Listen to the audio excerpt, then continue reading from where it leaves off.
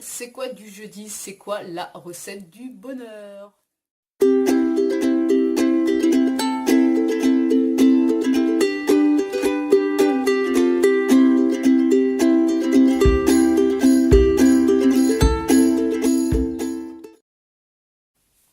Salut les amis, bienvenue sur Joue avec la vie. Alors, c'est quoi la recette du bonheur?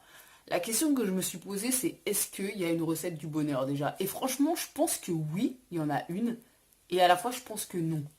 Alors, je m'explique. Euh, à mon avis, la base de l'épanouissement, mais vraiment la base de l'épanouissement, c'est l'hygiène de vie. C'est prendre soin de toi. Et quand je dis prendre soin de toi, je parle du corps, je parle d'un point de vue émotionnel, je parle d'un point de vue mental, énergétique, spirituel. Vraiment, prendre soin de tous tes corps. Et la base pour moi de l'hygiène de vie, d'une bonne hygiène de vie, ça va se concentrer, en tout cas vraiment la base, ça va se concentrer sur le sommeil, l'alimentation et le sport. Ces trois choses, je pense, qui sont essentielles pour se sentir épanoui et donc du coup se sentir plus heureux. Si t'as pas une bonne qualité de sommeil, si tu te couches trop tard, si tu dors pas assez d'heures, si tu dors dans un environnement un peu pourri, et ben forcément ça va avoir un impact direct sur ton énergie et ta vitalité. Et moins tu as d'énergie, moins tu as envie d'entreprendre, moins tu as envie de vivre ta vie, moins tu te sens reconnaissant pour la vie que tu as, et plus du coup tu es dans une forme de léthargie, ou en tout cas tu fais ce que tu as à faire, tu t'occupes mais en mode robot. Et ça, je pense que on se rend même pas compte à quel point c'est essentiel la qualité de sommeil, l'impact que ça a sur notre bonheur intérieur.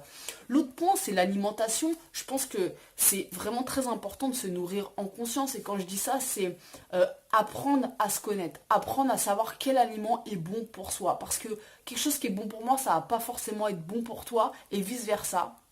Mais c'est aussi être souple et toujours être dans une recherche d'apprendre à se connaître. Quand je dis ça, parfois, un certain type d'alimentation, ça va être très bénéfique pour toi à un moment donné de ta vie. Et parfois, l'alimentation totalement contraire va être meilleure pour toi à un autre moment de ta vie. Et c'est là en fait où il faut toujours rester souple dans ses valeurs et dans ce qu'on pense être bon pour soi, toujours être dans une recherche d'apprendre à se connaître. Parce que on est des êtres humains et on fonctionne par cycle, on fonctionne un peu comme les saisons pardon, et notamment les femmes en fait, parce que les femmes ont, d'un point de vue naturel et biologique, les hormones font qu'on fonctionne un peu comme des saisons, un peu comme ouais, la nature, hiver, été, printemps, automne. Et ça c'est très important parce que ça a un impact direct sur ce qui est bon pour toi ou pas, sur combien d'heures de sommeil tu vas avoir besoin, sur à quel point il faut que tu pousses d'un point de vue sportif ou pas, à quel point tel aliment là est bon pour toi, ou au contraire c'est pas du tout le moment de manger ce truc là. Et ça demande une connaissance de soi pointue. Donc ça demande un investissement, évidemment, pas que dans l'action, oui dans l'action, parce qu'il faut faire le pas d'acheter tel aliment et de le manger, il faut faire le pas de sortir, de marcher, de courir ou de faire n'importe quel type de sport. Mais ça demande aussi un investissement mental finalement. Et donc j'en viens au fait que c'est important de bien se nourrir, donc de bien nourrir tous ses corps, mais pas que physiquement parlant. Aussi d'un point de vue mental, d'un point de vue émotionnel, c'est hyper important. Quelle nourriture tu vas apporter à ton mental, qu'est-ce que tu vas lire, qu'est-ce que tu vas regarder, quelle personne avec qui tu vas traîner, dans quel milieu tu vas traîner. Et ça a un impact direct parce que on ne se rend pas suffisamment compte à quel point notre environnement il a un impact et une influence sur nous qui est énorme, énorme. Les personnes avec qui tu traînes, sans que tu t'en rendes compte, elles ont une influence énorme sur toi.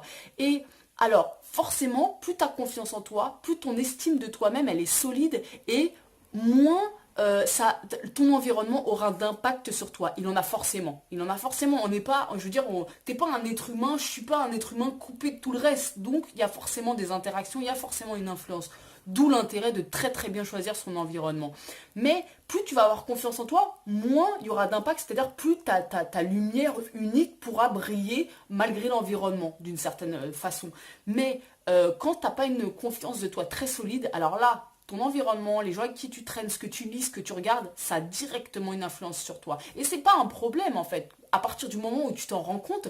Et si tu te rends compte de ça, bah, tu peux choisir en conscience ton environnement, les personnes avec qui tu traînes, ce que tu vas lire ou regarder. Et donc ça c'est important parce que tu as toujours le choix. Tu as toujours le choix de décider de côtoyer telle personne, de fréquenter tel lieu, de lire tel livre. Et ça, c'est vraiment un choix qui t'appartient. Et c'est essentiel pour bien nourrir ton mental. Et prendre soin de soi d'un point de vue émotionnel également, c'est-à-dire... là encore, j'en reviens aux gens qui t'entourent. T'entourer des personnes qui te sentent te sentir toi-même, qui t'apportent de l'amour, de la sécurité, c'est super important. Pour moi, vraiment, comment dire, ta dose d'épanouissement intérieur, elle est vraiment directement liée à la façon dont tu nourris tous tes corps. Et donc à ton hygiène de vie, à ton mode de vie. Ça, c'est très important parce que c'est quelque chose sur lequel tu peux agir en fait. Tu as vraiment le choix et tu es responsable de ça. Tu peux complètement agir là-dessus en fait. Alors après, tu vas me dire, oui, il y a certains facteurs qui font que si tu as plus ou moins d'argent, tu peux plus ou moins choisir ton mode de vie, être plus ou moins libre à certains niveaux. C'est vrai, tout ça c'est vrai. Mais tu auras toujours le choix de bien dormir, de te coucher à des heures régulières, de manger plutôt une pomme qu'un burger, enfin, tu vois ce que je veux dire? Ça t'appartient. De traîner avec telle ou telle personne, ça t'appartient. De regarder telle émission et pas telle autre, parce qu'il y en a une qui va te faire flipper, parce qu'elle va te parler de meurtre, je sais pas, de la crise, de choses comme ça, ou alors une autre émission au contraire qui va je sais pas, qui va t'emmener en voyage, ou qui va te parler d'un sujet qui t'intéresse. Donc ça, c'est important que tu prennes conscience de ça, que t'as vraiment le choix de ton mode de vie. Et que ça a un impact direct sur ton bonheur. Donc oui, en ce sens-là, je pense qu'il y a une recette du bonheur. Parce que la recette du bonheur, elle correspond au mode de vie que tu te choisis. Et à la fois, je pense qu'il n'y a pas de recette du bonheur dans le sens où il n'y a pas une recette du bonheur unique, c'est-à-dire que ta recette du bonheur à toi, c'est la tienne, c'est pas la mienne. Et même s'il y a des grandes bases, parce que je le redis, la base pour moi c'est l'hygiène de vie, et pour la vie, il y a un ingrédient secret, et c'est le tien en fait. Et cet ingrédient secret, mon ingrédient secret pour ma recette du bonheur, c'est pas le même que le tien. Et c'est à toi d'aller chercher cet ingrédient secret, d'aller le découvrir. Et comment tu fais? Bah c'est en partant en quête de toi-même, quoi, en apprenant à te connaître. Et c'est ça qui est super intéressant, un petit peu le piment de la vie. Donc quelque part, je pense que le bonheur ça se travaille, ça se choisit aussi. Et c'est aussi un peu une quête d'une certaine façon. Alors là, j'entends de loin tous les spiritueux ou tous les spirituels, je sais pas comment on dit, qui me diront oui, mais non, le bonheur est intérieur. Oui, c'est vrai, le bonheur est intérieur, mais il faut quand même aller le chercher, ce bonheur-là en fait. Faut aller le découvrir. Et tu le découvres comment? Bah, en apprenant à te connaître, donc en expérimentant la vie. Donc voilà, je pense que oui, il y a une recette du bonheur, mais la recette du bonheur, elle est propre et elle est unique pour chaque personne. C'est à toi de découvrir ta recette du bonheur. Maintenant, tu peux t'aider évidemment de certaines bases qu'on peut connaître. C'est-à-dire que oui, on sait que le sport fait du bien au corps. On sait que l'alimentation a un impact direct sur notre santé. Que le sommeil a un impact direct sur notre énergie. Donc ça, on le sait. En tout cas, voilà, on est des êtres humains, on a tous des besoins qui sont les mêmes, peu importe où tu vas dans le monde, hein, je veux dire, on a tous besoin de se nourrir, de dormir, c'est des besoins naturels, et on a aussi tous des émotions, les mêmes émotions.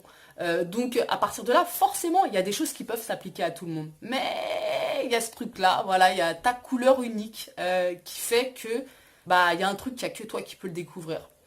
Donc voilà les amis, si tu as aimé cette vidéo, n'hésite pas à t'abonner ou à laisser un commentaire parce que j'y répondrai avec plaisir et je vous dis à bientôt.